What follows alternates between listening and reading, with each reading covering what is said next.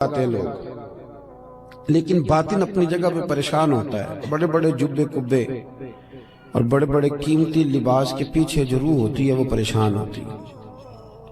साहिब रिसाला कुशैरी या इमाम कुशैरी फरमाया करते थे कि मैंने बड़े सारे लोग देखे हैं जो तन के बड़े ही उजले हैं पर मन से बड़े ही परेशान हैं, तकलीफ में।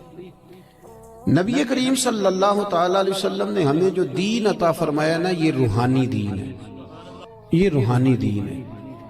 कुरान और सुन्नत के अंदर जितने इरशादात हैं ना, वो हमारी रूह से बात करते हैं, हमारे बातिन से कलाम करते हैं। कभी कोई आलिम, कोई सूफी, कोई दरवेश कोई बात कर रहा होता है ना, तो मुझे यूं लग रहा होता है कि मेरी कर रहा है, इसलिए कि वो बात उस तबीब आजम की कर रहे होते हैं जो दिलों के तबीब बन के तशरीफ लाए हैं। याद रखें इस बात को। कुरान मजीद ने ये फरमाया है कि हमने तुम्हें नबी पाक सल्लल्लाहु अलैहि वसल्लम दिए हैं, ये रसूल तुम्हें दिए हैं, तुम पर हमारी आयतें पढ़ेंगे और तुम्हें पाक कर देंगे। यतलू अलैकुम आयातिना व युज़क्कीकुम, तुम पर हमारी आयतें तिलावत करेंगे और तुम्हें पाक कर।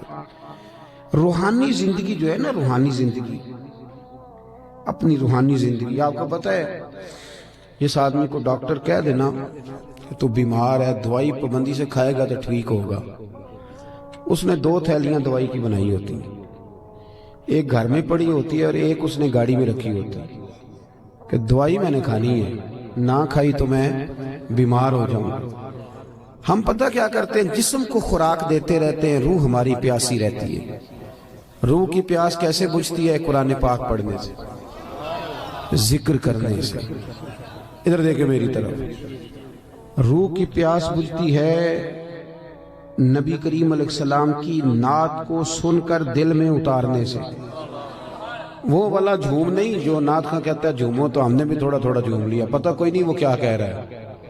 और मेरा कई दफा नात खां से भी पूछने को दिल करता है कि वैसे तुझे पता है तू क्या कह रहा है? भी नहीं पता होता, इल्ला माशाअल्लाह। वो भी कहता जा रहा है और झूमने वाले भी। चले, ये झूमना भी खाली नहीं नफे वाला ही है, पर ये है कि वो रूह में उतर जाती है ना जब नात शरीफ रूह में, फिर वो दिल से बातें करती है।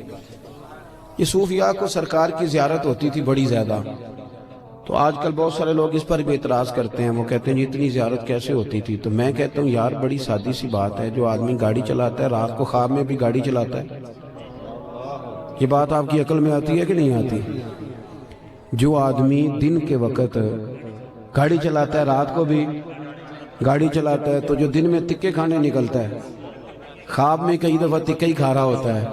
आप मेरी बात को समझ लें, पक्की सच्ची बात है। जो सारा दिन महबूब को पढ़ते हैं, महबूब को सुनते हैं, महबूब को बयान करते हैं, वो रात को भी महबूब की गलियों में ही रहते हैं।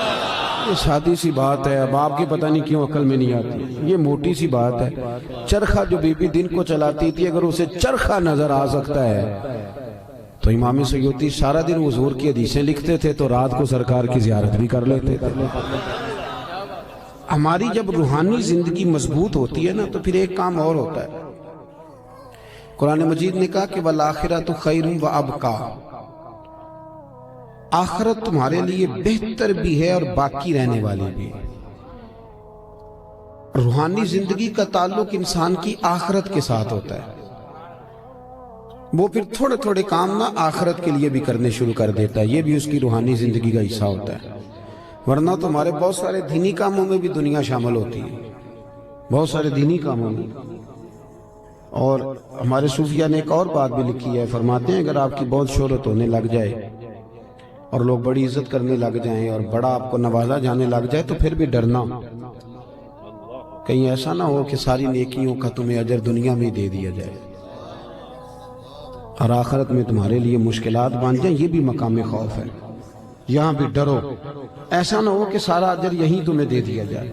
मेरे भाई गौर करें, रूहानी जिंदगी, आपने ना, आपका एक बैंक अकाउंट होता है, आपको पता होता है कि अब मेरे पास कितने पैसे हैं। यानी जिसकी जेब में जो कुछ होता है ना, उसने पूरा गिना हुआ होता है। और हम बड़े सियाने हैं, अब तो हमने रबड़ रखे हुए हैं, 50 वाले नोट को लहदा चढ़ाते हैं, 100 वाले को। बड़े समझदार हैं, रात को गिन के सोते हैं। कई लोग सवेरे फिर गिनना शुरू कर देते हैं, शायद बढ़ गए हों। یہ ہمیں پتہ ہوتا ہے کہ ہماری جیب میں کیا، میرے مکان کی ویلیو کیا ہو گئی ہے، کتنے کا خریدا تھا، اب کیا ریٹ ہے، مجھے پتہ ہوتا ہے نا سارا۔ اسی طرح ہمیں یہ بھی پتہ ہوتا ہے کہ میں نے آخرت کے لیے کیا جمع کیا ہوا ہے، ہمیں پتہ ہوتا ہے۔ بھولے بن جائیں، چلو کئی دفعہ کوئی جھوٹ بول کے اپنے آپ کو تسلی دیتے ہیں، بات الگ ہے، پر ہمیں خبر ہوتی ہے کہ میں نے آخرت کے لیے کیا جمع کیا۔ نبی کریم صلی اللہ تعالی علیہ وسلم کے جو غلام تھے وہ اپنی روحانی زندگی پر، روح پر بڑی سخت توجہ دیتے تھے، بڑی سخت ان کی توجہ ہوتی۔ حضرت عبداللہ بن حنظلہ رضی اللہ تعالیٰ عنہ اپنے گھر سے روتے ہوئے نکلے اور رستے میں شور مچا رہے ہیں، معاذ اللہ حنظلہ تو منافق ہو گئے۔ رستے میں جناب ابو بکر صدیق سے ملاقات ہوئی تو شور کر رہے ہیں، کہتے میں تو منافق ہو گیا۔ انہوں نے فرمایا کیا ہوا؟ کہنے لگا ابو بکر عجیب حال ہے نا کہ جب میں نبی پاک صلی اللہ علیہ وسلم کی بارگاہ میں ہوتا ہوں تو میرا نماز کو بھی جی چاہتا ہے، ذکر کو بھی جی چاہتا ہے، تلاوت کو بھی، میں دین کے قریب ہوتا ہوں، نکل کے آتا ہوں تو پھر دنیا داری۔ تو یہ تو دو رنگ ہیں میرے دل کے، یہ دو رنگ ہے، ایک ہونا چاہیے تھا۔ حضرت صدیق اکبر کہنے لگے جو تیرا معاملہ یہ تو بہت سارے لوگوں کا ہے، چل نہ تیرے بہانے میں سب کا مسئلہ حل کرا کے لاتا ہوں۔ وہ کئی دفعہ بات ایک کرتا ہے تو بگڑی کئیوں کی بن جاتی ہے، چل نہ بہانہ تیرا لگاتے ہیں اور مسئلہ سب کا حل کراتے ہیں۔ حضرت ابو بکر صدیق رضی اللہ تعالیٰ عنہ لے کے آئے، حضرت حنظلہ رضی اللہ تعالیٰ عنہ کو لا کے کھڑا کیا، کہا یا رسول اللہ صلی اللہ علیہ وسلم ان کی بات سنیں۔ وہ عرض کرنے لگے حضور میں تو منافق ہو گیا۔ حضور نے فرمایا کیوں؟ عرض کی یا رسول اللہ جب آپ کے پاس ہوتا ہوں تو رنگ اور ہوتا ہے اور دنیا کے پاس جاتا ہوں تو رنگ، آپ نے میری بات کو سمجھنا ہے کہ عرض کر رہا ہوں۔ یہ بہت سارے محدثین نے روایت لکھی ہے، پر امام سیوطی نے در منصور میں ذرا کھول کھول کے لکھی ہے اور بڑے اس کے پہلو بیان فرمائے ہیں۔ فرماتے ہیں کہ نبی کریم صلی اللہ تعالی علیہ وآلہ وسلم نے ارشاد فرمایا حنظلہ یہ جو تمہارے اندر احساس پیدا ہوا ہے نا کہ میرا رنگ ایک ہونا چاہیے اور اس طرح ہونا چاہیے جس طرح میں حضور کی بارگاہ میں ہوتا ہوں تو میرا رنگ ہوتا ہے، وہی کیفیت ہونی چاہیے۔ فرمایا یہ جو تمہیں احساس پیدا ہوا ہے یہی تو ایماندار ہونے کی علامت ہے، یہ علامت ہے کہ تمہارے اندر ایمان ہے، تم چاہتے ہو کہ میری روح بدل جائے میں سب، اور جب یہ احساس ہی نکل جائے۔ علامہ اقبال نے بڑی پریشانی کے ساتھ کہا کہ مصیبت یہ ہے کہ اب کارواں کے دل سے احساس زیاں جاتا رہا، اب احساس ہی نہیں کہ میں نیک ہو جاؤں۔ میری طرح کے کئی لوگ بن کے بیٹھ گئے ہیں کہ ہم نیک ہیں، ان کی ترقی رک جاتی ہے، ایک وقت پہ آ کے سمجھ لیتے ہیں۔ حضرت عمر فاروق کے پاس ایک شخص نے آ کے کہا تھا مسند امام احمد بن حنبل میں، حضور میں تقریر کرنا چاہتا ہوں۔ فرمایا نہ کرنا۔ اس نے عرض کی امیر المومنین میں پڑھا لکھا ہوں، میں واز کہہ سکتا ہوں، میرے اندر شرائط پائی جاتی۔ فرمایا نہ کہنا۔ عرض کی حضور کیوں؟ تبلیغ کروں گا، واز و نصیحت کروں گا۔ جناب عمر فرمانے لگے جب تو بن سور کے ممبر پہ واز کہنے بیٹھے گا تو تو اپنے سے بہت سارے لوگوں کو گناہگار بھی تو سمجھے گا نا۔ کئی دفعہ ہم بات کر رہے ہوتے ہیں تو ایسے کر رہے ہوتے ہیں کہ شاید میں بڑا صوفی ہوں، تو آپ نے فرمایا پھر تیری اپنی ترقی رک جائے گی، پھر تو خود پریشان ہو جائے۔ اپنی روحانی زندگی میں ہمیشہ، حضرت انس بن مالک رضی اللہ تعالیٰ عنہ فرماتے ہیں سرکار ہمیشہ نفل پڑھتے تھے، ہمیشہ نفل پڑھتے تھے، نفلوں کو وقت دیتے تھے، ٹائم دیتے تھے۔ اکثر اللہ کے محبوب علیہ السلام کی جو حیات مبارکہ ہے وہ بڑی مصروف ہے۔ 23 سالوں میں وہ انقلاب برپا کیا جو لوگ صدیوں میں نہ کر سکتے، لیکن اتنی مصروفیت کے باوجود بھی اللہ کے رسول رات کو مصلی پہ کھڑے ہوتے تھے۔ ہماری ہر شے مضبوط ہو گئی، مصلی کمزور ہو گیا، مصلی کمزور، حضور مصلی کو وقت دیتے۔ حضرت انس بن مالک فرماتے ہیں کہ جنگ میں حضور کے ساتھ حاضر تھا تو میں نے وہاں بھی نرالا انداز دیکھا، لوگ سارے اپنے اپنے کاموں میں لگ گئے، وہ وقت تھا حضور کے نفل پڑھنے کا، تو میری اچانک نظر پڑی تو اللہ کے نبی گھوڑے پر ہی نفل ادا کر رہے، بیٹھے بیٹھے نماز ادا کر رہے۔ وہ اپنے معاملات میں کبھی فرق آنے نہیں دی، ہمیشہ۔ ہم لوگ کہہ دیتے ہیں، آپ لوگ سن لیتے ہیں، آج کل لوگوں کے پیروں میں ورم کوئی نہیں آتا، اب تو اتنا چلتے کوئی نہیں. اب تو بچے سے کہیں چونک سے ماچس لے آ تو کہتا ہے لاؤ موٹر سائیکل کی چابی. اب کہاں ورم آتا ہے صاحب؟ یہ دور ختم ہو گیا جب کبھی بہت چلتے تھے لوگ. اب تو حاجیوں کو بھی ورم نہیں آتا، اس لیے کہ حاج بھی زیادہ تر اے سی والی بس میں ہو جاتا ہے سارے کا سارا. اب تو وقوف عرفات بھی لوگ بسوں میں کر لیتے ہیں، اللہ ماشاءاللہ وہیں بیٹھے رہتے. اور ہمارے محدثین نے یہ لکھا تھا کہ اپنی جگہ نہ چھوڑنا، وقوف کا معنی ٹھہرنا، ٹھہرے رہنا جب تک اذان نہ ہو. لیکن وہ ٹور آپریٹر کہتا ہے کہ آدھا گھنٹہ رہ گیا بس میں بیٹھو، تو سیٹیں پکڑنے والے ٹائم سے چلے جاتے ہیں، حالانکہ وہاں ٹھہرنا تھا، رکنا تھا. اب کہاں لوگ چلتے ہیں؟ حج میں بھی پیروں میں ورم نہیں آتا، کہیں بھی چھالا نہیں بنتا، کہیں بھی نہیں ٹوٹتا. آپ نے کہیں سنا ہو تو سنا ہو، میں نے اپنی زندگی میں نہیں سنا کہ کسی کے پیر میں ورم آ گیا چل کے یا کوئی کام کر کے یا کوئی مشقت کر کے. پر بخاری میں نے پڑھا ہے کہ سیدہ عائشہ صدیقہ رضی اللہ تعالیٰ عنہ فرماتی ہیں کہ اللہ کے رسول اتنا لمبا قیام کرتے تھے، اتنا لمبا قیام کرتے تھے کہ قدموں میں ورم آ جاتا تھا، نہیں بنتا، کہیں بھی نہیں ٹوٹتا. آپ نے کہیں سنا ہو تو سنا ہو، میں نے اپنی زندگی میں نہیں سنا کہ کسی کے پیر میں ورم آ گیا چل کے یا کوئی کام کر کے یا کوئی مشقت کر کے. پر بخاری میں نے پڑھا ہے کہ سیدہ عائشہ صدیقہ رضی اللہ تعالیٰ عنہ فرماتی ہیں کہ اللہ کے رسول اتنا لمبا قیام کرتے تھے، اتنا لمبا قیام کرتے تھے کہ قدموں میں ورم آ جاتا تھا. قدم مبارک یہ والی سنت کب ادا کرنی ہے؟ اس پہ کب چلنا ہے؟ قدموں میں ورم آ جاتا. اور جناب عائشہ صدیقہ کہتی ہیں حضور ایک ہی رکعت ایک ہی آیت بار بار پڑھتے اور ساری رات بیت گئی. یہ صحیح مسلم میں موجود، ساری رات گزر گئی نماز پڑھتے. صبح میں نے عرض کی یا رسول اللہ صلی اللہ علیہ وسلم آپ کے صدقے اللہ اگلوں پچھلوں کو بخشے گا، تو آپ اتنی مشقت کیوں کرتے ہیں؟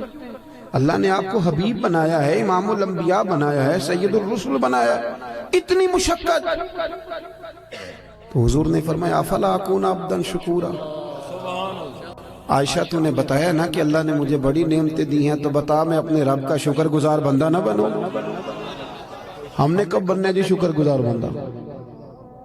اور ایک بات اور ذہن میں رکھیں، جب بندہ روحانی زندگی اپنی مفلوج کر بیٹھتا ہے نا، اس کی توجہ نہیں نہ نفل سے، نہ ذکر سے، نہ عبادت سے. بڑے میری طرح کے سیانے بندے کو آپ بٹھائیں حجرے میں، اسے کہیں آج کل کون کون مولوی خراب چل رہا ہے، تو 1500-2000 مولویوں کے وہ نام بتا دے گا. آپ کون کون سی جماعتوں میں کیا کیا خامیاں معاذ اللہ ساری گنوا دے گا. توجہ ہے میری بات پر؟ اور جب عصر کی نماز کا ٹائم ہو جائے گا نا میٹنگ کے اندر، تو امام صاحب کہیں گے بھی نماز کا ٹائم ہو گیا، تو ان میں نا 75% لوگوں کو کام یاد آ جائے گا. کچھ ہوں گے اس میں سے 50% جو کہیں گے اسی محلے والی مسیتیں پڑھنی جا کے، باقیوں کا کام. اور آپ تسبیح دے دیں کہ زیادہ نہیں، صرف 5 تسبیح درود شریف کی پڑھو. نہیں پڑھ پاتے. کیوں نہیں دل لگتا ہمارا مصلی سے؟ کیوں نہیں توجہ جاتی ہماری؟ کدھر گیا وہ ہمارا ذوق شوق؟ وہ کدھر گئی ہماری توانائی؟ رسول کریم صلی اللہ تعالیٰ علیہ وآلہ وسلم نے نا حضرت عبداللہ ابن مسعود رضی اللہ تعالیٰ عنہ کو بلا کے فرمایا مجھے قرآن سناؤ. اور حضرت ابی بن کعب کو جا کے کہا کہ میں تجھے سنانے آیا ہوں. نبی کریم صلی اللہ علیہ وسلم کسی سے سنتے، کسی کو سناتے، یہ ذوق رکھتے، تلاوت کا ذوق. حضرت ابو سعید خدری رضی اللہ تعالیٰ عنہ تلاوت کر رہے تھے، حضور تشریف لے. اور میرے بھائی یہ بھی سنت ہے میرے نبی پاک کی، کسی سے قرآن پاک سننا یہ بھی رسول پاک کی. اب آپ تھوڑے ڈھیلے پڑ گئے، یہ کون سا ہلکا ہلکا ایسے کر رہے ہیں آپ؟ بھائی یہ بھی عنوان ہے، یہ بھی حضور کی سنت ہے. میں تو ترس ہی گیا ہوں. ابھی قاری صاحب نے قرآن شریف پڑھا ہے، ترجمہ بتایا ہے. نعت ہمارا ایمان ہے، نعت میں ہماری جان ہے، بغیر نعت کے ہم بچ ہی نہیں سکتے. اور میرا سوال یہ ہے کہ پرچیاں آتی ہیں، رکے آتے ہیں نعت خانوں کو کہ یہ بھی نعت سنائیں. قاری صاحب کو روکا کیوں نہیں آیا کہ فلانی سورت بھی سنائیں؟ آج تک نہیں آیا کسی قاری صاحب کو روکا کہ جناب سورہ کوثر پڑھیں، یہ بھی تو حضور کی نعت ہے نا. آنا چاہیے نا رکا سورۃ الضحیٰ کی تلاوت کریں، یہ بھی تو حضور کی نعت ہے نا. سورہ علم نشرہ بھی حضور کی نعت ہے کہ نہیں؟ سورہ یاسین، سورہ محمد، یہ ساری حضور کی، پورا قرآن ہی نبی پاک کی تعریف. کیوں نہیں رکے بھیجتے؟ کیوں نہیں توجہ جاتی؟ حضرت ابو سعید خدری فرماتے ہیں میں قرآن شریف پڑھ رہا تھا، توجہ ہے میری بات پر؟ فرماتے ہیں میں قرآن پاک پڑھ رہا تھا، مجھے کیا پتا کہ حضور بھی میری تلاوت سن رہے تھے. میں تو پڑھ رہا تھا اپنی موج میں، کہتے ہیں سرکار سنتے رہے، پھر تشریف لے گئے، تھوڑی ایکو کام کریں جی اس کی۔ کہتے ہیں جب میں حاضر بارگاہ ہوا تو حضور نے فرمایا ابو سعید آج میں نے سنا ہے تو نے بڑا ہی سونا پڑا ہے، مجھے بڑا پسند ہے۔ ویسے ریاکاری منع ہے، ویسے کسی کو دکھانے کے لیے منع ہے، پر یہاں حضرت ابو سعید نے نیا رنگ بیان کیا۔ کہنے لگے حضور مجھے تو پتہ ہی نہیں تھا آپ سن رہے ہیں، ورنہ میں نے تو اور بنا بنا کے پڑھنا تھا، ذرا بنا بنا کے پڑھنا تھا، بنا بنا کے، بنا بنا۔ مجھے بات یاد آ گئی، حضرت ابو سعید خدری، یہ شاگرد جو ہے نا کسی کے بھی، میرے بھی ہیں کچھ شاگرد محفل میں، پر آج کل شاگردوں کے لیے دعا بڑی کرنی پڑتی ہے، کیونکہ وہ قول پہ عمل کم ہی کرتے ہیں، دعا ہی ہے ان کو لگ جائے تو اللہ ماشاءاللہ۔ تو حضرت ابو سعید خدری رضی اللہ تعالیٰ عنہ، یہ شاگرد ذرا توجہ کریں، شاگرد ذرا خیال فرمائیں۔ حضرت ابو سعید خدری رضی اللہ تعالیٰ عنہ فرماتے ہیں کہ مجھے بات یاد آ گئی چلتے چلتے، یہ بھی روحانی زندگی کی باتیں۔ فرماتے ہیں چلتے چلتے نا ہم سفر کر رہے تھے تو ایک جگہ رات کو پڑاؤ کیا۔ طریقہ یہ تھا اس زمانے میں سفر کرنے کا کہ جہاں آبادی ہوتی تھی لوگ اس کے بیچ سفر کرتے تھے، اس کے وہاں آرام کرتے تھے، اور جنگل ہوتا تھا وہاں سفر کرتے رہتے تھے۔ کئی دفعہ زیادہ رات کو بھی جا کے کوئی آبادی نظر آتی تو کوشش کرتے تھے کہ پڑاؤ آبادی میں کریں رات کا، تاکہ کوئی درندے وغیرہ تنگ نہ کریں۔ کہتے ہیں قبیلے کے پاس ایک گاؤں میں ہم نے پڑاؤ کیا تو بھوک بھی بڑی تھی، پیاس بھی بڑی تھی۔ قبیلے والوں سے کہا یار پانی پلا دو، کوئی کھانے پینے کی چیز دے دو۔ انہوں نے کہا جی آپ کو نہیں دینی، اسلام کے بڑے دشمن تھے معاذ اللہ، توجہ ہے میری بات پر، آپ کو نہیں دیں گے۔ اچھا جی نہ دی انہوں نے۔ آدھی رات کا وقت ہوا تو حضرت ابو سعید خدری کہتے میں قیادت کر رہا تھا قافلے کی، تو ایک بندہ دوڑا دوڑا آیا، کہنے لگا کوئی دم درود کر لیتے ہو؟ اب تو یہ کام بڑا آسان ہے نا، تو اس کاروبار پہ آپ کو پتہ ہے انویسٹمنٹ ہی کوئی نہیں ہوتی، نفع ہی نفع ہے، جتنا مرضی کما لے۔ کوئی دم درود کر لیتے ہو؟ تو حضرت ابو سعید خدری کہنے لگے میں نے کہا کر لیتے ہیں۔ کہنے لگے چلو، پھر ہمارے سردار کو بچھو لڑ گیا۔ یہ روایت یہ حدیث بخاری میں بھی موجود ہے اپنی اصل کے لحاظ سے، اور باقی بھی بہت ساری کتب حدیث میں پائی جاتی ہے روایات کے الفاظ کے اختلاف کے ساتھ۔ حضرت ابو سعید خدری رضی اللہ تعالیٰ عنہ فرماتے ہیں میں نے ان سے کہا بھائی کیا ہوا؟ کہنے لگے بچھو لڑ گیا۔ ایک روایت یہ کہ سردار کو، ایک یہ کہ سردار کی بیٹی کو۔ تو جناب ابو سعید خدری سے کہنے لگے دم کر دو کیا؟ فرمانے لگے دم تو کر دوں گا پر پیسے لگیں گے، تم نے جو کہا تھا کہ تمہیں روٹی نہیں دینی، تو جو اس طرح کا ہو اس سے تو کر لینا چاہیے نا۔ اب اس سے کوئی تقریر کے پیسے طے کرنے کی دلیل نہ پکڑ لے، ناد خاں کو پکڑ دے۔ میں جہاں بات سنا رہا ہوں اس کو وہی رہنے دینا، کیونکہ ہم اپنی مرضی کی بھی استدلال کرتے ہیں نا۔ حضرت ابو سعید خدری کہنے لگے میاں پیسے لگیں گے۔ اب بندہ جب الجھ جاتا ہے تو پھر سارے پیسے دیتا ہے۔ اب وہ الجھے ہوئے تھے، پھنسے ہوئے تھے، کیا کرتے؟ کہنے لگے جتنے مرضی لینا، ساتھ تو چلو۔ حضرت ابو سعید خدری رضی اللہ تعالیٰ عنہ فرماتے میں ساتھ گیا، میں نے کچھ پڑھ کے پھونکا، شفا اللہ نے دے دی، شفا اللہ نے دے دی۔ وہ کہنے لگے جی بتائیں کیا لیں گے؟ میں نے کہا پہلے میرے سارے قافلے کو روٹی کھلاؤ، اور پھر 40 بکریاں لوں گا ایک دم کرنے کی۔ اے ریٹ دیکھا جا ذرا، کتنی بکریاں؟ اللہ آپ کو جزائے خیر عطا فرمائے، اللہ آپ کو برکت دے۔ میں نے کہا پہلے کہہ دو کہ اس سے کوئی دلیل نہ پکڑ دے۔ اب حدیث آ گئی ہے تو عرض تو کرنی ہے نا۔ حضرت ابو سعید خدری کہتے ہیں کہ روٹی بھی کھائی، پانی بھی لیا، 40 بکریاں بھی لی۔ اب صحابہ میں اختلاف ہو گیا، کچھ کہنے لگے لینی چاہیے تھی، کچھ کہنے لگے نہیں لینی چاہیے تھی۔ رائے کا اختلاف صحابہ میں بھی۔ ہمارے ہاں مصیبت یہ ہے کہ رائے کے اختلاف کو مخالفت بنا لیا جاتا ہے۔ اہل حق کے اندر جو اختلاف ہوتا ہے وہ تو رحمت ہوتا ہے، لیکن جرت نہیں کسی کی کہ ہماری رائے کے خلاف کو بندہ رائے۔ ہم تو اڑے ہوئے بڑی بڑی چھوٹی چیزوں پہ اڑ جاتے ہیں۔ بہرحال اختلاف ہو گیا کہ لینی چاہیے تھی کہ نہیں لینی چاہیے تھی۔ اب جب بحث ہونے لگی تو حضرت ابو سعید خدری کہنے لگے یار کیوں بحث کرتے، چپ کر کے سو جاؤ، یہ چند فرلانگ پہ مدینہ رہ گئے، سویرے اتوا یہ نور میں داخل ہو جائیں گے، سرکار کی بارگاہ میں عرض کریں گے اگر تو حضور نے کہا نہ لینی چاہیے تھی تو پھر تو موج لگ گئی، اور اگر کہا نہیں لینی چاہیے تھی تو بکریاں واپس چھوڑ جائیں گے، کھانے کے پیسے دے جائیں گے، مسئلہ کیا ہے، سو جاؤ۔ حضرت ابو سعید خدری کہتے ہیں سویرے پہنچے حضور کی بارگاہ میں، اور جا کر کے نا تو میں نے ساری تفصیل عرض کی. کہتے جب میں سنا رہا تھا تو حضور مسکرا رہے تھے اور اتنا مسکرا رہے تھے کہ دانتوں سے نور نکل نکل کے مسجد کی دیواریں روشن کر رہا تھا.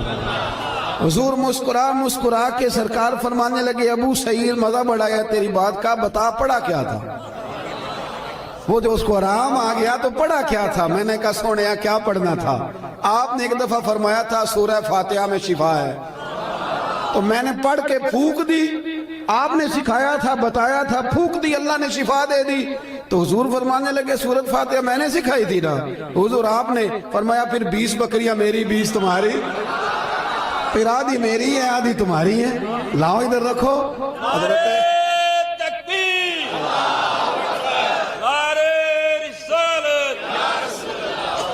نعرہ حیدری سیدی مرشدی سیدی مرشدی.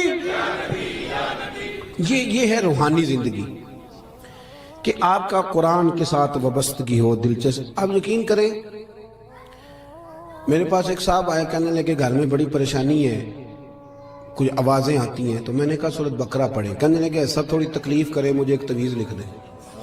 میں نے کہا میں اس سے زیادہ بھی تکلیف کرنے کو تیار ہوں, پر میرے لکھے تعویذ میں کیا اثر ہوگا؟ تعویذ بالکل جائزہ دینا چاہیے, پر تمہیں وہ والا تعویذ دے رہا ہوں جو رسول پاک نے عطا فرمایا. حضور نے فرمایا سورہ بقرہ پڑھو, فرمایا جن کیا شیطان بھی تمہارے گھر سے دوڑ جائے گا. پر وہ وضو کرنا پڑتا ہے نا, قرآن شریف لانا پڑتا ہے. ہم اپنی روحانی زندگی کو بالکل چھوڑ بیٹھے, بالکل. ایک حافظ جی کل میرے سامنے قرآن شریف پڑھ رہے تھے, تو میں نے ان سے پوچھا پتر کیا کر رہے ہو؟ کہنے لگے روزے قریب آ گئے. میں نے ان سے کہا سنو یہ بات ٹھیک نہیں تمہاری بچے, بدنوں کو سنانے کے لیے یاد کر رہے, یہ چیز درست نہیں. مجھے شاگرد پڑھتے ہیں نا ہمارے پاس, تو میں درس نظامی کے طالب علموں سے کہتا رہتا ہوں کہ اگر مطالعہ اس لیے کرو گے نا کہ قوم کو سنانا ہے, واہ واہ کرانی, تو تمہیں کوئی چیز یاد نہیں رہے گی. اللہ بڑا غیور ہے. ان صلاتی و نسکی و محیایا و مماتی للہ رب العالمین. اپنی اصلاح کے لیے قرآن و سنت پڑھو, پھر جب تم منبر پہ بیٹھو گے تو رب تمہاری زبان پر حکمت کے چشمے جاری کر دے. اب قرآن شریف اس لیے یاد کرنے کے لوگوں کو سنانا, چلیں یہ بھی ٹھیک ہے تراویح کے لیے, پر کچھ اتنا بھی تو پڑھے نا کہ میرا اللہ راضی ہو جائے, مجھے سکون ملے. اپنی روحانی زندگی پر محنت کریں. یہ دیکھیں کہ کتنے دن ہو گئے میں نے سن کچھ غریب لوگ اکٹھے ہو کے نبی پاک کی بارگاہ میں حاضر ہوئے. دیکھیں انہیں اپنے نیکی کے خزانوں کی کتنی فکر تھی. حضرت ابو ہریرہ رضی اللہ تعالیٰ عنہ کہتے ہیں انہوں نے غریبوں نے آ کے عرض کی یا رسول اللہ صلی اللہ علیہ وسلم یہ امیر تو نیکیوں میں ہم سے آگے نکل گئے. حضور نے فرمایا وہ کس طرح؟ عرض کی یا رسول اللہ وہ زکوٰۃ دیتے ہیں ہم پر فرض ہی نہیں, وہ حج کرتے ہیں ہم پر فرض ہی نہیں, وہ صدقات و خیرات کرتے ہیں ہم کر ہی نہیں سکتے, وہ تو گزر گئے آگے, اب کیا کریں؟ قربان جائیں محبوب کے سمجھانے کے طریقے. حضور نے فرمایا کان ادھر لاؤ. وہ غریب نا حضور کے چہرہ نور کے گرد حالہ بنا کے کھڑے ہو. حضور فرمانے لگے سنو کان میں بات, رات کو جب سونے لگو نا تو 33 بار سبحان اللہ پڑھا کرو, پھر 33 بار الحمدللہ پڑھا کرو, پھر 34 بار سبحان. دیکھیں آپ کو یاد, اس کا نام کیا تسبیح ہے سبحان. اللہ آپ کو خوش رکھے. بڑی خوشی ہوئی آپ کی زبان سے لفظ سنا. کہا یہ پڑھ کے سویا کرو رات کو. امیر جتنے بھی نیک کام کریں گے نا تمہاری اس تسبیح کی برکت سے اللہ تمہیں سب امیروں سے زیادہ اجر عطا کرے گا. مشکل کام تو نہیں, سب امیروں سے. انہیں فکر تھی کہ وہ کہیں ہم سے آگے نہ نکل جائیں روحانی دنیا میں, نیکیاں زیادہ نہ کما لیں. آج کل تو رٹا یہ بنا ہوا ہے کہ دیورانی کہتی ہے اپنے شوہر سے کہ میری جیٹھانی نے فریزر نیا لے لیا, اب میرا نہیں گزارا جب تک نیا آئے نا, فوری طور پہ مجھے جدھر سے مرضی ادھار قسطوں پہ لے آ, لیکن شریکے دے نار ڈال کے ٹرنا پیچھے. یہ ہماری دوڑ ہے, اس سے نقصان ہوتا ہے, اس سے اخلاقی کمزوریاں جنم لیتی ہیں, اس سے آزمائش میں آئے. آپ یہ دیکھیں کہ وہ جو میرا پیچھے خزانہ ہے نیکیوں کا جو خزانہ ہے اس میں آج کل کیا ہے. میری زبان کہیں ایسا تو نہیں کہ باقی ہر جگہ چلتی ہے صرف ذکر میں نہیں چلتی, میرا سر باقی سارے کام کرتا ہے صرف اللہ کی بارگاہ میں صحیح نہیں. یہ غور کریں. حضرت ابو ہریرہ رضی اللہ تعالیٰ عنہ فرماتے ہیں وظیفہ پوچھ کے گئے اور پھر وہ کچھ دنوں کے بعد واپس آئے. گئے تو بڑے مسکراتے گئے تھے جیسے خزانہ ہاتھ لگ گیا. بڑے کچھ دنوں کے بعد واپس آئے تو بڑے پریشان تھے. حضور نے فرمایا اب کیا ہوا؟ کہ یا رسول اللہ بڑی پریشانی بن گئی. اب بھائی ہوا کیا؟ عرض کرنے لگے یا رسول اللہ وہ بات تو امیروں نے بھی سن لی ہے. ایک صحابی کہنے لگے میرا پڑوسی بڑا امیر ہے، رات وہ بھی تسبیح پڑھ رہا تھا اپنے سین میں سن رہا تھا. حضور اب کیا کرتا ہے؟ تو سرکار اس بات سے راضی ہوتے تھے. حضور خوش ہوئے، مسکرائے، فرمایا اب کیا کرنا ہے؟ ذالک فضل اللہ یؤتیہ من یشاء، یہ پھر اللہ کا فضل ہے، وہ جس کو چاہے عطا کر دیتا ہے. میرے عزیز سمجھیں کہ وہ لوگ اور وہ ذرا سا بھی اپنے اندر ریا نہیں آنے دیتے تھے. حسد نیک آدمی میں بھی ہوتا ہے. ناراض تو نہیں ہو گئے نیک لوگ جی؟ نیک ناراض نہ ہو جائیں. حسد نیک آدمی میں بھی، بندہ نیک بھی ہوتا ہے اور حسد بھی، چونکہ حدیث ہے ترمذی شریف میں حضور نے فرمایا حسد نیکیوں کو یوں کھا جاتا ہے جیسے خشک لکڑی کو آگ کھا جاتی. تو اس کا مطلب ہے حضور نے فرمایا بندہ حاسد بھی ہوتا ہے اور نیک بھی ہوتا ہے، اس کے ساتھ ساتھ حسد بھی چل رہا ہوتا ہے اور نیکیاں بھی. تو پھر نیک آدمی کو چاہیے نا حسد سے جان چھڑائے. ایسا نہ ہو کہ وہ نیکیاں کرتا جائے اور ساتھ ساتھ حسد کھاتا جائے. اس کا کوئی فائدہ. اپنی روحانی زندگی کہیں تکبر نہ آئے کہیں بھی. اور امام کشاری تو یہاں تک فرماتے ہیں، آپ فرماتے ہیں میں نے بہت سارے جھکے ہوئے لوگ دیکھے ہیں، گردنیں جھکی ہوئی ہیں، دل میں بڑا تکبر ہے. آپ فرماتے ہیں میں نے بہت سارے دعائیں مانگنے والے دیکھے ہیں جو جزاک اللہ بھی برابر کہہ رہے ہیں پر اندر ان کی عداوت بھی برابر. ایسا نہیں کریں. آپ یہ دیکھیں کہ کہیں ایک دیکھیں نا، ایک ہلکا یہ میرا بٹن ٹوٹ جائے نا تو ساری محفل میں میری توجہ بٹن پہ رہے گی، چاہے کوئی دیکھے بھی نہ. مجھے تو پتہ نہ ٹوٹا ہوا ہے تو میں بار بار غور کروں گا. ایک دھبا بھی باطن پہ لگ جائے نا، وہ جھوٹ کا ہو، وہ دغے کا ہو، وہ لالچ کا ہو، وہ حسد کا ہو، ایک بھی دھبا ہو نا سکون نہیں آتا. آپ بے چین رہتے. یہ میری طرح کے کچھ لوگ ایسے ہوتے ہیں جن کو اسٹیج پہ بیٹھنے کی بیماری لگ جاتی ہے. اب یقین کریں میں تو کسی وقت سوچتا رہتا ہوں کہ کوئی محفل ایسی بھی تو ہونا کہ ہم بھی پیچھے بیٹھ کے سنیں، اپنا چسکا بھی تو پورا کرنا ہے. لیکن وہ کئی میری طرح کے لوگ بیچارے گردن اونچی کر کر کے نقیب کو دکھاتے ہیں کہ میں بھی آیا ہوں. کسی طریقے سے اعلان کاری دے میرا، میں چودھری صاحب ہوں، علاقے کا محلے کا بڑا ہوں، 2 دفعہ چیئرمین ہوا، بلا لے کسی طریقے. اس سے گھٹن آئے گی آپ کے مزاج. بات زیادہ نہیں کرنی، سمیٹنے کی طرف آ رہا ہوں. سید احمد کبیر رفائی اعلیٰ حضرت بریلوی رحمۃ اللہ علیہ نے بڑی کھل کے تعریف کی ہے اس درویش کی. اور یہ وہ کامیاب ترین لوگ ہیں جن کا عشق حضور کی بارگاہ میں مقبول ہو گیا. دروازے رسول پہ حاضر ہوتے تھے تو اللہ کے محبوب کروے انور سے اپنا بازو باہر نکال کے ہاتھ ملایا کرتے تھے. حضرت سید احمد کبیر رفائی رحمۃ اللہ تعالیٰ علیہ فرماتے ہیں کہ کسی نے کہا حضرت اتنا اونچا مقام کیسے مل گیا؟ تو آپ فرمانے لگے لوگ مجھے مفتی بھی کہتے تھے، عالم بھی کہتے تھے، کچھ لوگ میرے مرید بھی تھے، لیکن فرماتے ہیں میں نے ساری زندگی سب سے گناہگار مسلمان کو بھی اپنے سے افضل ہی سمجھا. کیوں؟ آپ دلیل دیتے تھے. فرماتے تھے جب اللہ نے کہہ دیا کن تم خیر امت اور تم بہترین ہو میرے نبی کا کلمہ پڑھنے والوں، تو فرمایا میں نے ہر صحیح العقیدہ کو، کلمہ گو کو اپنے سے افضل ہی سمجھا. یہ تھوڑا کرنا پڑتا ہے، ورنہ تو آپ ایک چکر میں پڑ جائیں گے، آپ کے لیے مصیبت کھڑی ہو جائے گی. ورنہ تو آپ اپنا لیول خراب کر بیٹھیں گے، آپ کا کسی سے پیار ہی نہیں رہے گا. آپ بلندی پہ ہوں گے، آپ کو کوئی نعرہ لگا کے ہاتھ چوم کے پیار کرے گا تو آپ کر پائیں گے، ورنہ رہ جائیں گے آپ بیچ میں. سید احمد کبیر رفائی فرماتے ہیں کہ میں ایک دفعہ گزر رہا تھا ایک کھیت کے بیچ میں، درمیان میں منڈیر تھی چھوٹی سی. کیا کہتے ہیں پنجابی چ وٹ جی؟ آپ کا نہیں مجھے پتا، میں تو پینڈو ہوں. تو گاؤں میں نا یہ جب چاول کی فصل کاشت کرتے تھے نا مونجی، تو اس وقت کدو کیا جاتا تھا. پتہ ہے کہ نہیں؟ چلو جنہوں نے پتہ ہے وہ تو ہاں نہ کرو نا. وہ کدو کا مطلب یہ ہوتا تھا کہ وہ ساری فصل بھر دیتے تھے پانی سے، اچھے طریقے سے بھر دی جاتی تھی. وہ بڑی نرم، چونکہ چنے کی فصل کا بیج نہیں لگتا، اس کا پودا لگتا ہے. پہلے وہ الگ جگہ لگایا جاتا ہے، پھر اس کو وہاں سے لا کے یہاں بویا جاتا ہے. ایک پوری ترتیب ہے. پنیری اس کو کہتے ہیں. اور بھی کچھ عقیدہ سی تسی مجھے یاد، لاب دیکھیں قاری صاحب کو پتہ ہے. ہاں جی لاب ہے نا جی، اللہ تعالیٰ جزائے خیر دے. بہت ساری برکت دے قاری صاحب کو, آپ سب حضرات کو. تو وہ اس طرح سمجھ لیں کہ فرماتے ہیں میں وٹ سے منڈیر سے گزر رہا تھا, ادھر بھی پانی تھا ادھر بھی پانی تھا. سید صاحب کہتے ہیں جب میں گزر رہا تھا تو سامنے سے کتا آ گیا. اب کتا بھی کھڑا ہے گزرنے کو, میں بھی کھڑا ہوں. اب جو ہے وہ ٹائم تھوڑا ہے, میں نے عصر کی نماز پڑھنی تھی. اب وہاں سے 2 بندے نہیں گزر سکتے, ایک ہی گزر سکتا ہے. فرماتے ہیں وہ بھی کھڑا میں بھی کھڑا. کتا اگر نسلی اصلی ہو تو اللہ والوں کا ادب کرتا ہے. آپ کو پتا ہے نا اصحاب کہف کے کتے کا. تو وہ بھی کھڑا ہو گیا. تو کہتے ہیں میں بھی کھڑا ہو گیا. اب وہ میری طرف دیکھ رہا ہے کہ میں ہٹوں, اور میں اس کی طرف دیکھ رہا ہوں کہ وہ ہٹے. اب بات جب لمبی ہو گئی تو سید صاحب فرماتے ہیں میں نے دعا کی, میں نے کہا مالک اسے زبان ہی دے دے, میں کو بات ہی کر لوں. تو اللہ بڑا کریم ہے, دعائیں مقبول فرماتا ہے. کہتے ہیں کتے کو اللہ نے زبان دے دی. تو میں نے اسے کہا یار ذرا ہٹ جا, میں نے جانا ہے. تو کہنے لگا شاہ جی آپ ہٹ جائیں, میں نے بھی تو جانا ہے نا, میں نے بھی تو جانا ہے. تو کہتے ہیں میں نے اسے کہا یار میری سن بات, میں نے پڑھنی ہے عصر کی نماز, میں ہوں شریعت کا مکلف, میں پابند ہوں. تو تو پابند نہیں دین کا, مکلف نہیں, تیرے اوپر فرض نہیں. میرے اوپر نماز فرض ہے.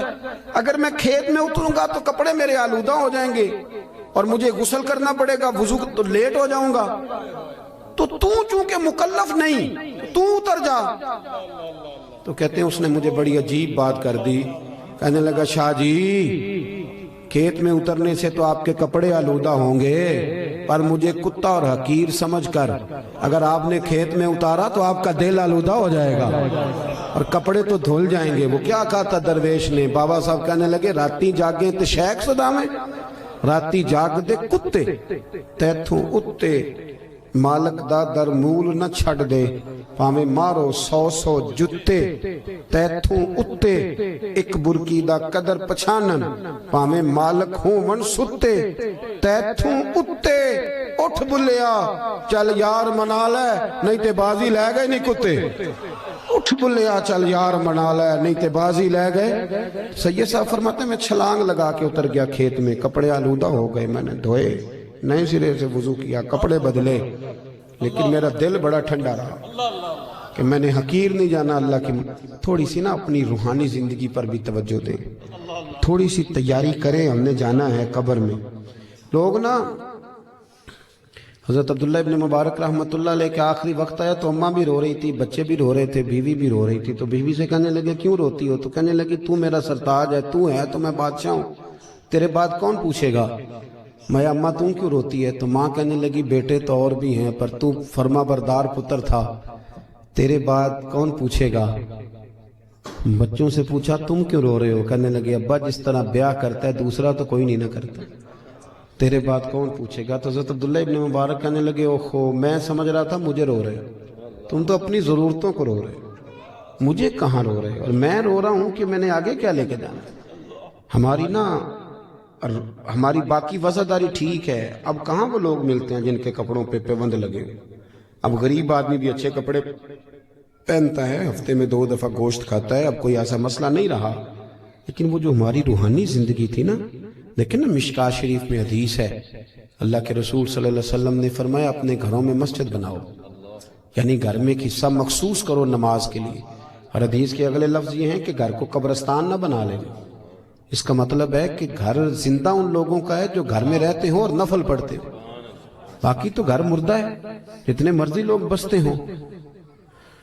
ایک لائن ہے صوفیاء کی پوری, حضرت فضیل بن عیاض سے لے کر ابراہیم بن ادم تک, ایک لائن پوری جو کہتے ہیں ویسے ہی گزر رہے تھے تو کسی گھر سے کوئی آیت سنی تو ہمارے اندر تبدیلی آ, کسی گھر سے کسی کے پڑھنے کی آواز سنی تو تبدیلی آ گئی, بدل گئے, چھوڑ دیے گناہ.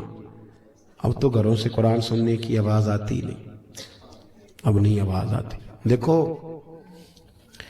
لوگ نفسیاتی مسائل کا بہت زیادہ شکار ہو گئے, ڈپریشن ہے, ٹینشن ہے, آواز آ رہی ہے, لڑائی ہے. اس کی وجہ یہ ہے کہ اپنی عقل کی کھوپڑی سے سارا کچھ ٹھیک کرنا چاہتے ہیں. عقل محدود ہے, آپ کدھر تک بھاگیں گے اس کو لے کے؟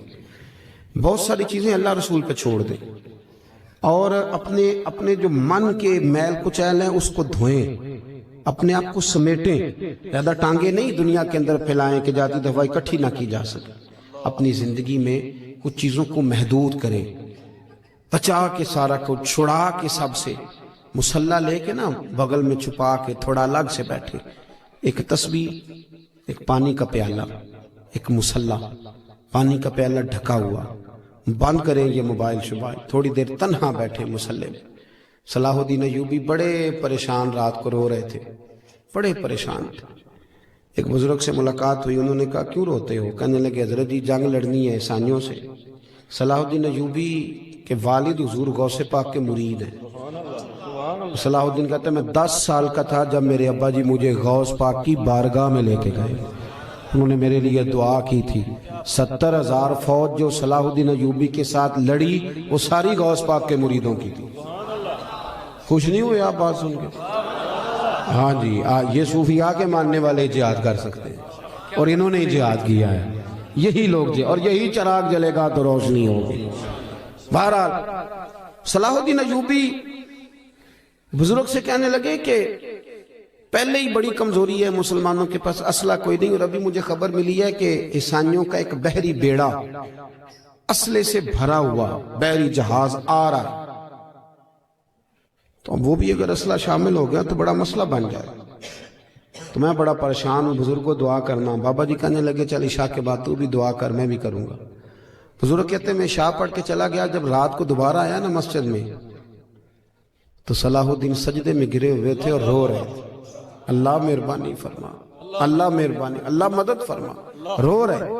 کہتے ہیں میں نے کہا اسے یکسوئی حاصل ہے، میں یہاں نہیں، میں گھر میں جا کے مصلی بچھاتا ہوں، سکتا ہے میری وجہ سے اس کو یکسوئی نہ ملے۔ کہتے ہیں میں گھر چلا گیا، جب فجر کی نماز پڑھنے کے لیے میں آیا تو صلاح الدین بڑے تر و تازہ تھے، خوش تھے۔ میں نے نماز کے بعد پوچھا خیر ہے؟ کہنے لگے حضور میرے رب کریم نے بڑا فضل کیا، وہ ان کا بحری بیڑا دریا میں غرق ہو گیا، ابھی اطلاع ملی ہے ابھی۔ بزرگ کہتے ہیں اس کی بات سنی تو مجھے وجد ہو گیا، میں نے کہا صلاح الدین وہ دریا میں غرق نہیں ہوا، تیرے آنسوؤں میں غرق ہو گیا، جو تو رویا ہے نا رات، تیرے آنسو سنے نا حدیث۔